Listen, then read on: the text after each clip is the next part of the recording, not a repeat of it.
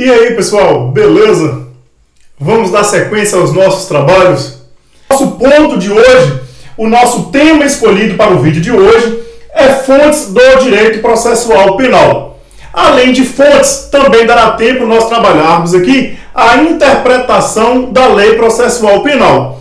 Então veja que são dois tópicos que vocês vão encontrar em qualquer edital para delegado de polícia na disciplina processo penal, que são fontes do direito processual penal e a interpretação da lei processual penal. Tranquilo? Vamos nessa? Vamos junto aí, rumo à aprovação.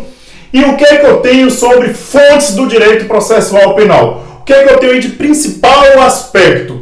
Minha gente, fonte vai ser a origem da norma jurídica. Tudo aquilo para o surgimento da norma jurídica, tudo aquilo para que a norma jurídica adentre ao nosso ordenamento, eu vou chamar de fonte do direito processual penal.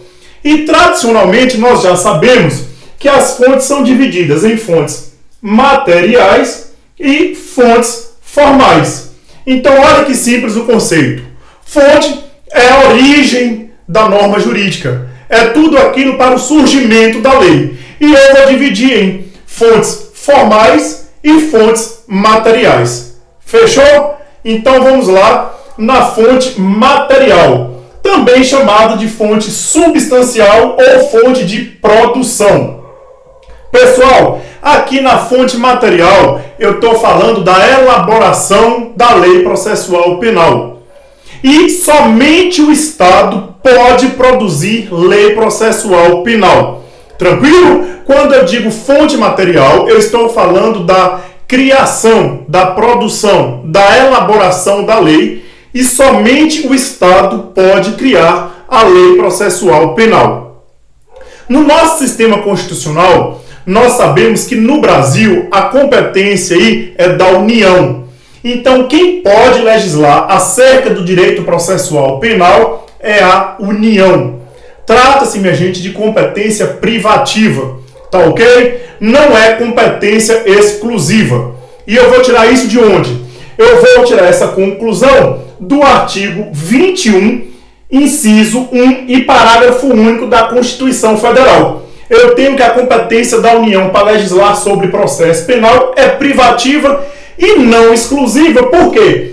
Porque a União pode autorizar os Estados-membros e o Distrito Federal a legislar sobre questões específicas. Tranquilo? Não esqueça, competência privativa, porque pode haver autorização por meio de lei complementar, tá ok? Autorização por meio de lei complementar para que os Estados-membros e o Distrito Federal legislem sobre questões específicas. Fechou, pessoal? Tranquilo? Muito simples. Só duas observações eu quero que vocês tomem nota aí. A primeira observação está lá no artigo 24. Vamos trabalhar aí com os incisos 1 e incisos 11 do artigo 24 da Constituição Federal. Pessoal, eu tenho aqui normas acerca do direito penitenciário e sobre procedimento. Quero dizer para vocês o seguinte: quando a matéria versar direito penitenciário e procedimento, aí eu tenho uma competência concorrente, tá ok? Competência concorrente quando a matéria tratar sobre direito penitenciário e procedimento. Concorrente entre os Estados-membros, Distrito Federal e União. Viu? Tranquilo? Muito simples. Competência privativa para legislar sobre direito processual penal e concorrente para legislar sobre direito penitenciário e procedimentos. Lembrando que na competência privativa, por meio de lei complementar, pode autorizar tanto os Estados-membros quanto o Distrito Federal a legislar sobre questões específicas do direito processual penal. Tá ok, pessoal? A segunda observação, nós vamos extrair do artigo 84, inciso 12 e parágrafo único da Constituição Federal.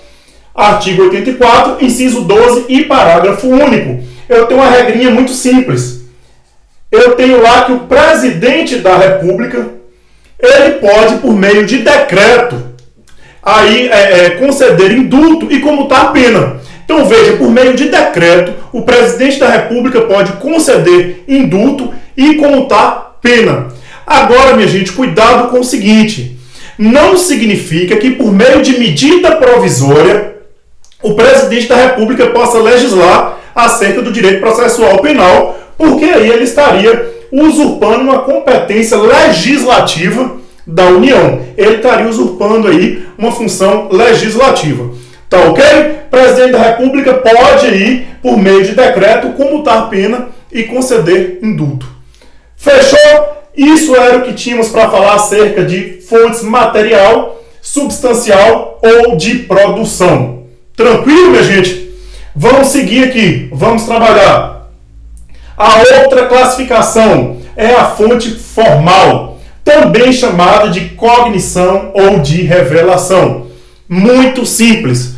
O que é a fonte formal do direito processual penal? A fonte formal nada mais é do que a fonte reveladora da fonte material. Aqui eu vou ter o processo de revelação, por isso que nós chamamos também de fonte de revelação. Eu vou ter o processo de revelação da fonte material. Tranquilo? E eu vou subdividir a fonte formal em fonte formal imediata, também chamada de direta ou primária, e fonte formal mediata, também chamada de indireta ou secundária.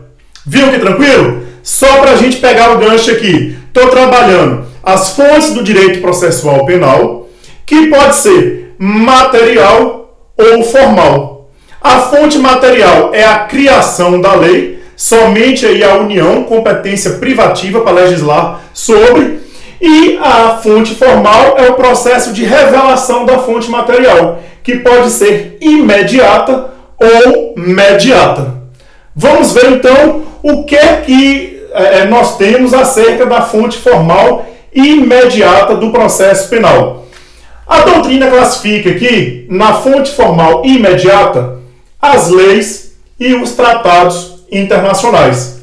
Leis aqui, galera, é lei em sentido amplo, legislação em sentido amplo. Eu vou englobar também a Constituição Federal e os demais processos legislativos. Então, como fonte formal direta, imediata ou primária, eu tenho as leis e os tratados. Tá ok? Só para não esquecer, tome nota aí que o artigo 5º, parágrafo 3º da Constituição Federal, com a emenda constitucional 45, eles nos diz que os tratados e convenções internacionais sobre direitos humanos que forem aprovados nas duas casas do Congresso Nacional em 2 turnos e por 3/5 dos votos dos respectivos membros, será considerado a emenda constitucional. Tranquilo? Então, os tratados e convenções internacionais sobre direitos humanos, a legislação em sentido amplo, tudo isso é fonte formal imediata do direito processual penal.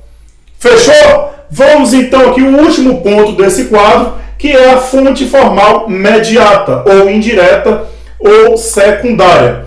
Em relação à fonte formal mediata, indireta ou secundária, nós podemos citar os princípios gerais do direito, a doutrina, o direito comparado, os costumes, a analogia e a jurisprudência. Tranquilo, galera? Só cuidado com uma observação em relação à jurisprudência. Marquei o asterisco aqui para vocês. Com a emenda constitucional 45, nós sabemos que o STF ele pode aí editar súmulas com efeito vinculante. Então, tem doutrina, e aí já vem considerável doutrina, colocando a jurisprudência como fonte imediata, fonte formal imediata do processo penal, por conta aí da mudança trazida pela emenda constitucional 45. Vamos lá, pessoal, dar continuidade aqui. Estamos nas fontes formais do direito processual penal e já subdividimos as fontes formais em fonte formal imediata e fonte formal mediata. Colocamos aí na fonte formal imediata as leis e os tratados, considerando aí lei, legislação em sentido amplo, que vai englobar também a Constituição, e tratamos rapidamente sobre a fonte formal mediata, trazendo os princípios gerais do direito, a doutrina, costume, direito comparado, analogia e jurisprudência, ressalvando aquela observação acerca de algum entendimento aí de parte da doutrina, colocando a jurisprudência por conta da súmula vinculante trazida pela Emenda Constitucional 45 como fonte formal imediata. Tá ok? Fechamos essa noção e eu quero trabalhar com vocês agora algumas espécies aí das fontes formais mediatas, ou indiretas ou secundárias, que são os princípios gerais do direito, os costumes e a analogia. Tá? Essas são as três principais modalidades de fonte formal mediata ou secundária. Rapidamente, o que são os princípios gerais do direito? Os princípios gerais do direito nada mais é do que postulado ético. São postulados éticos que não estão positivados, mas guiam o ordenamento jurídico. Eu extraio aí a regra dos princípios gerais do direito, lá do artigo 4º da Lei de Introdução às Normas do Direito Brasileiro e também do artigo 3º do Código de Processo Penal. Tem origem no direito romano e traz algumas noções, como não lesar terceiro, ou seja, não causar prejuízo a outrem, o dever de honestidade, o dever de viver honestamente, dando a cada um o que é seu. Veja que são noções subjetivas. E aí a doutrina coloca que o alto grau de subjetivismo desses conceitos vai dificultar a aplicação. Então, por conta do alto grau de subjetivismo dos conceitos inerentes aos princípios gerais do direito, nós só vamos aplicá-los, de acordo com a doutrina, na omissão legislativa, ou seja, não havendo lei, e na falta de costumes e analogia. Então, na impossibilidade de utilizar os costumes e a analogia, eu vou utilizar esses postulados éticos que não positivados, não obstante não estarem positivados, guiam o ordenamento jurídico. Tranquilo, pessoal? Fechou a noção de princípios gerais do direito como postulados éticos não positivados com origem no direito romano. Vamos seguir aqui rapidamente aos costumes. O que são os costumes? Outra modalidade de fonte formal mediata. Os costumes nada mais é do que regras de boa conduta. Eu tenho regras de boa conduta, consertar aqui rapidão, regras de boa conduta praticadas reiteradamente, de modo uniforme, constante, com a consciência da obrigatoriedade. Ou seja, eu pratico aquela conduta reiteradamente, de modo uniforme, com a consciência da obrigatoriedade. E essa característica é muito importante, porque a consciência que eu tenho da obrigação de praticar aquele costume vai diferenciar o costume do mero hábito. Então veja, o que diferencia o costume do mero hábito? É justamente a consciência da obrigação no cumprimento. E os costumes, nós podemos dividi-los em secundo lege, praeter lege e contra lege. Os costumes secundo lege nada mais são do que aquelas práticas reiteradas de acordo com a norma vigente. Os costumes praeter lege, eles vêm, a aplicação desses costumes surge na omissão legal. Diante da inexistência de lei, nós vamos aplicar o costume, a conduta reiterada praticada de forma uniforme. Já o costume contra lege, aqui ele considera a norma jurídica revogada. E por considerar a norma jurídica revogada, essa prática reiterada ela vai de encontro, ela viola a norma jurídica e por isso, em regra, os costumes contra lege não são permitidos pelo direito. Fechou? Segundo lege, eu aplico aí essas regras de conduta de acordo com o que diz a lei. Praeter lege, eu vou aplicar essas regras de conduta na omissão legal. E contra lege, eu considero a lei revogada. Por isso que, em regra, não é permitido por descumprir a lei vigente. Fechou, pessoal? Tranquilo? Vimos aí rapidamente em relação às fontes formais mediatas, os princípios gerais do direito, como postulados éticos, os costumes, como as regras de condutas praticadas reiteradamente, de modo uniforme e constante. E para a gente fechar aqui, vamos trabalhar um pouco a analogia. O que é analogia enquanto fonte formal imediata do processo penal. A analogia é uma forma de autointegração da lei. Ou seja, parte-se do pressuposto que não existe lei para regular aquele caso concreto. E aí, diante da inexistência de lei para regular, para se aplicar naquele caso concreto, nós vamos aplicar uma lei que foi construída para caso semelhante. Entenderam? Na analogia, não existe lei para o caso concreto, mas existe uma lei criada para um caso semelhante. E aí nós vamos aplicar a lei do caso semelhante àquele caso concreto, suprindo aí a lacuna legal. Por isso que nós chamamos a analogia de forma de autointegração da lei. Agora veja, pessoal, para eu falar em analogia, em aplicação da analogia, eu estou dizendo que não existe lei. Por que isso? Porque eu preciso diferenciar a analogia da interpretação analógica. Não se confunde interpretação analógica com a analogia. Enquanto a analogia é uma forma de autointegração da lei, porque ainda existe norma para o caso concreto, a interpretação analógica, eu tenho lei para o caso concreto, eu tenho norma para o caso concreto. Só que nesse caso, o legislador, ele enuncia exemplos. E após ele enunciar exemplos, ele termina o texto legal de forma genérica, permitindo ao intérprete ampliar o conceito, permitindo o intérprete encaixar outras modalidades àquele conceito, como o exemplo que eu trago aqui do artigo 121, parágrafo 2º, inciso 4 do Código Penal.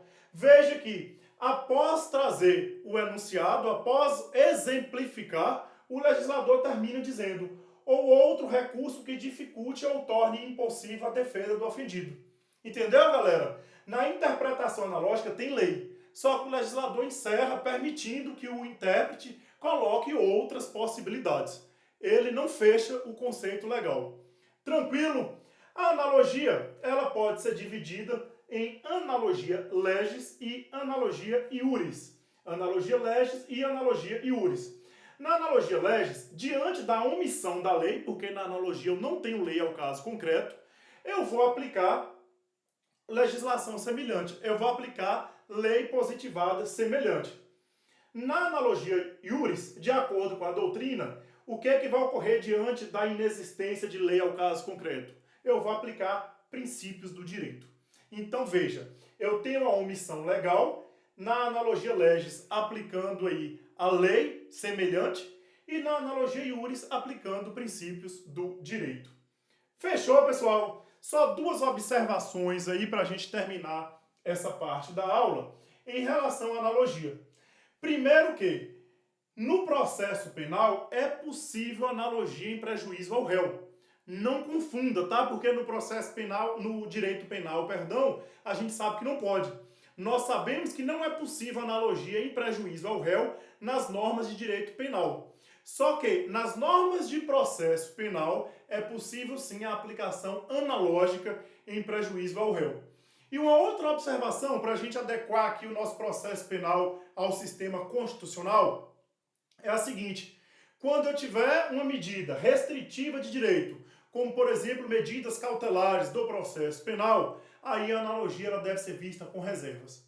Tranquilo, minha gente? Fechou? Terminamos aí as fonte formal imediata do processo penal, dando destaque aos princípios gerais do direito, os postulados éticos não positivados que guiam o ordenamento, aos costumes, as regras de condutas praticadas reiteradamente, de modo uniforme e com a consciência da obrigatoriedade do cumprimento, e a analogia, forma de autointegração. Não existe lei ao caso concreto, eu vou aplicar uma lei para um caso semelhante. Vencido aí o estudo das fontes do direito processual penal, vamos analisar agora a interpretação da lei processual penal. E em relação à interpretação da lei processual penal, basta verificar a sua finalidade. Ou seja, eu busco o real alcance da lei. Eu busco o real significado do texto da lei. Tranquilo? Em relação à interpretação da lei, eu posso fazer aí 3 classificações. eu posso classificar quanto ao sujeito que realiza a interpretação, ou seja, quanto à origem da interpretação, quanto ao sujeito que realiza a origem, quanto ao modo ou os meios ou métodos empregados na interpretação, ou então quanto ao resultado obtido com a interpretação. São essas as três classificações, as três principais classificações que a doutrina nos traz. Vamos verificar cada uma delas. Quanto ao sujeito que realiza, a interpretação pode ser autêntica ou legislativa, doutrinária ou científica, jurisprudencial ou judicial. A interpretação autêntica ou legislativa, a interpretação é dada pela própria lei. A própria lei já traz o conceito que ela pretende, como por exemplo no artigo 327 do Código Penal, que temos lá o conceito de funcionário público. Ou então o artigo 302 do Código de Processo Penal, que nos traz o conceito da prisão em flagrante, as possibilidades da prisão em flagrante. Tranquilo? A interpretação autêntica ou legislativa, a própria lei já traz a noção conceitual. Avançando, pessoal, ainda em relação ao sujeito que realiza a interpretação, ela também pode ser doutrinária ou científica, que nada mais é do que a interpretação dada pelos estudiosos do direito. Agora, só uma observação interessante. A exposição de motivo do Código, ela foi dada pelos estudiosos, pelos doutrinadores que elaboraram o Código. Então, cuidado com essa pegadinha na prova. Exposição de motivos é interpretação doutrinária, não é interpretação legislativa. Fechou? Exposição de motivos, interpretação doutrinária ou científica, não é interpretação autêntica ou legislativa. Para a gente fechar aí a interpretação quanto ao sujeito, ainda temos a interpretação jurisprudencial ou judicial, que são as decisões reiteradas dos tribunais. Só lembrando que com a emenda constitucional 45 nós temos aí a súmula vinculante. Tá ok? Interpretação jurisprudencial ou judicial, o entendimento reiterado dos tribunais. Quanto ao modo, ou seja, quanto aos meios, quanto aos métodos empregados na interpretação, ela pode ser gramatical, teleológica, histórica ou sistemática. Gramatical, pessoal, também chamada de literal ou sintática. É a forma mais simples de interpretação. O intérprete ele vai extrair o sentido do texto pelo próprio texto. A interpretação teleológica. A interpretação teleológica ela busca a finalidade. Ela busca a finalidade do texto legal. A interpretação histórica. Aqui eu vou verificar a origem, eu vou procurar o contexto em que a norma foi criada. E na interpretação sistemática, ao contrário da gramatical, que é a mera leitura do texto legal, na sistemática eu tenho um método de interpretação mais sofisticado. Por que mais sofisticado? Porque ele vai considerar a lei no contexto. Ele vai considerar a lei dentro do sistema jurídico. A lei não é analisada isoladamente. Eu não verifico apenas o texto literal, o texto gramatical, como nesse modo mais simples. Eu vou verificar no método aqui sistemático a lei como parte do ordenamento jurídico. Eu vou ver a lei como um todo, daí porque a doutrina chama a interpretação sistemática como o modo mais sofisticado, mais bem elaborado da interpretação. Tranquilo, pessoal? A gente vai falando no ritmo mais rápido para poder trazer a maior quantidade de conteúdo aí possível. Eu sei que quando vocês forem assistir vai dar para dar uma pausa, uma relaxada, então nosso ritmo aqui vamos manter esse para trazer mais conteúdo possível, beleza? Por conta do tempo. Por fim aqui, a interpretação quanto ao resultado obtido. Eu posso ter interpretação declarativa ou declaratória, a interpretação extensiva ou ampliativa e a interpretação restritiva. Por fim, também a interpretação progressiva ou adaptativa ou evolutiva. Aqui na interpretação declarativa ou declaratória, O intérprete, ele simplesmente vai declarar o texto legal. Ele simplesmente vai externar o conteúdo do texto legal. Na interpretação extensiva ou ampliativa, a lei disse menos do que deveria. Então, para atingir a finalidade, para alcançar o real significado da lei, o intérprete vai alargar a sua análise. Daí porque é extensiva ou ampliativa. Porque o legislador disse menos do que queria, o intérprete vai alargar essa análise para poder atingir a finalidade da lei. Na interpretação restritiva, é o inverso. A interpretação restritiva, o legislador disse mais do que deveria. E aí, para poder atingir o real significado da lei, o intérprete ele vai restringir, ele vai limitar a sua análise. E, por fim, a interpretação progressiva ou adaptativa ou evolutiva. Aqui, pessoal, o intérprete ele vai contextualizar a sua interpretação de acordo com a evolução. De acordo com a evolução da ciência, ele vai contextualizar o texto da lei com a situação atual. É uma contextualização do texto legal. Beleza, pessoal? Fechamos aí a interpretação da lei penal, bem rapidão por conta do nosso tempo. Quanto ao sujeito que realiza, quanto ao modo e quanto ao resultado obtido. Nós vamos fechar essa parte aqui para voltar com a resolução das questões. Tranquilo? Pronto, pessoal, chegamos ao final de nosso estudo de hoje, que envolveu os dois temas, as fontes do direito processual penal e a interpretação da lei processual penal.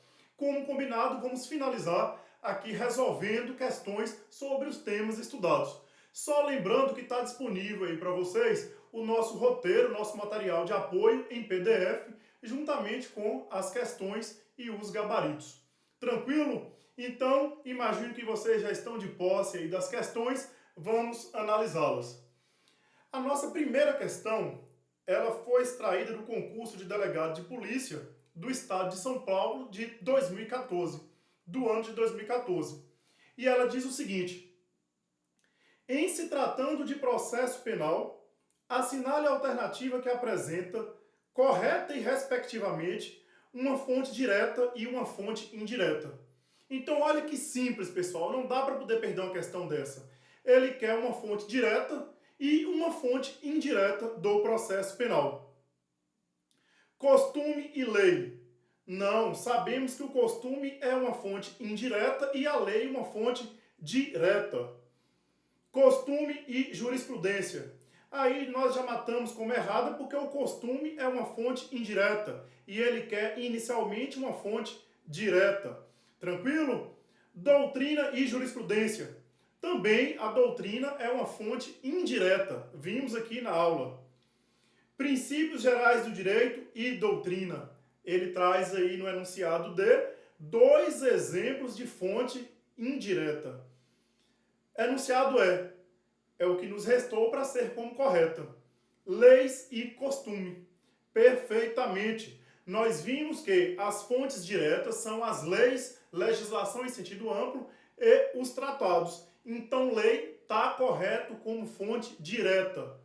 E o costume como fonte indireta, perfeitamente. Nós tratamos aqui, inclusive, o costume como a regra reiterada, como a conduta reiterada, praticada de modo uniforme e constante com a consciência da obrigatoriedade.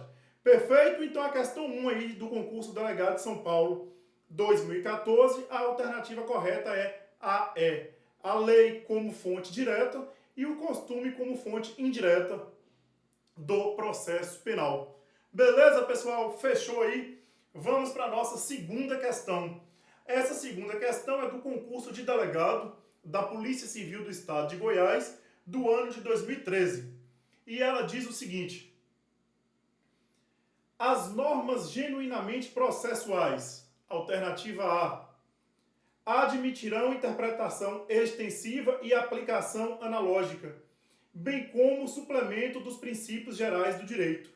Perfeito, pessoal. Vimos aqui interpretação extensiva, a aplicação analógica, analisamos os princípios gerais do direito e é nada mais, nada menos do que a redação do artigo 3º do Código de Processo Penal. motivo pelo que aí a assertiva A está correta. Vamos ver as outras, por que elas estão erradas. A alternativa B diz o seguinte: não admite aplicação analógica. Sabemos que admite, então está errada. Mas admitirão interpretação extensiva. Sim, admite a interpretação extensiva, mas também admite a aplicação analógica, então a alternativa está errada. A alternativa C, não admite a interpretação extensiva. Errado. Vimos aqui que admite sim interpretação extensiva. Aqui, quanto ao resultado obtido. Mas admitirão a aplicação analógica. Correto, admite a aplicação analógica, mas também admite a extensiva, motivo pelo qual aqui a assertiva está errada. Última assertiva, a D, diz o seguinte: serão aplicadas desde logo, mas tornam inválidos os atos praticados sob a égide da lei anterior, se desfavoráveis ao imputado. Pessoal, não vamos confundir as normas de direito penal com as normas de processo penal. A alternativa D está equivocada aqui por conta da própria redação do artigo 2º do Código de Processo Penal, que diz o seguinte: a lei processual penal aplicar-se-á desde logo, sem prejuízo da validade dos atos realizados sob a vigência da lei anterior. Então, o que eu tenho aqui em relação à aplicação da lei processual penal, e aí vai invalidar essa alternativa D, é a aplicação imediata da lei processual, preservando os atos até então praticados. Então, a lei processual penal, eu tenho um princípio da aplicação imediata. Tranquilo, pessoal? Espero que tenha sido proveitoso aí o nosso estudo de hoje. Eu desejo sucesso, perseverança. É difícil mesmo, tá? Eu sei que é difícil porque eu passei por isso, mas vamos aí abusar do café. Depois a gente recupera o prejuízo, mas abusar do café aí para poder manter acordado e perseverar no estudo. Que Deus abençoe vocês, que dê motivação e joguem duro aí, tá? Além de processo penal, as outras disciplinas também, para ter a tão sonhada aprovação.